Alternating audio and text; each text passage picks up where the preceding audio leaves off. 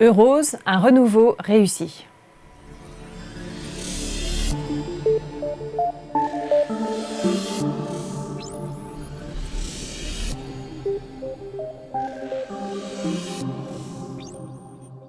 2022 a été marqué par le grand retour de l'inflation.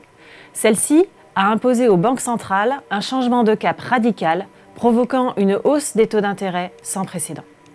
La conséquence sur les marchés a été une baisse des actifs risqués, impactée à la fois par la hausse des taux d'intérêt et la volatilité des taux courts. Les actions ont ainsi perdu 8,5%, Eurostoxx 50, et le Credit Investment Grade Euro, 13,9%, la plus forte correction depuis 2000. Dans ce contexte difficile, Eurose affiche une baisse limitée en 2022 et une meilleure performance que son indicateur de référence, moins 3,09% contre moins 16,32%.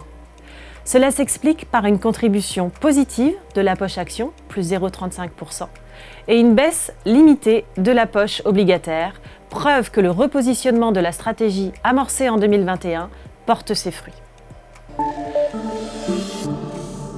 Le renouveau mis en place en 2021 portait sur 3 axes. Un élargissement de l'univers d'investissement avec une ouverture aux actions croissance de qualité, segment qui a contribué à la performance dès 2021. Sur la partie obligataire, nous avons développé nos investissements sur le segment High Yield. Cela a permis d'accroître le rendement en 2021, mais également d'être exposé à une classe d'actifs qui a légèrement moins souffert en 2022. Le deuxième axe reposait sur une flexibilité accrue de la stratégie d'investissement, avec la possibilité de recourir aux instruments dérivés pour des stratégies de couverture. Des couvertures ont d'ailleurs été initiées dès 2021, à la fois sur les actions et sur les taux. Elles ont été performantes en 2022, contribuant à augmenter la performance du portefeuille de 1%.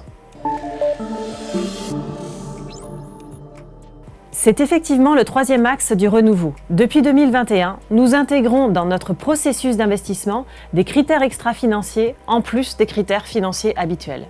Eurose a ainsi obtenu le label ISR en 2021 et y est aujourd'hui classé SFDR 8.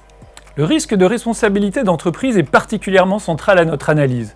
Nous excluons de notre univers d'investissement les entreprises les plus risquées de ce point de vue.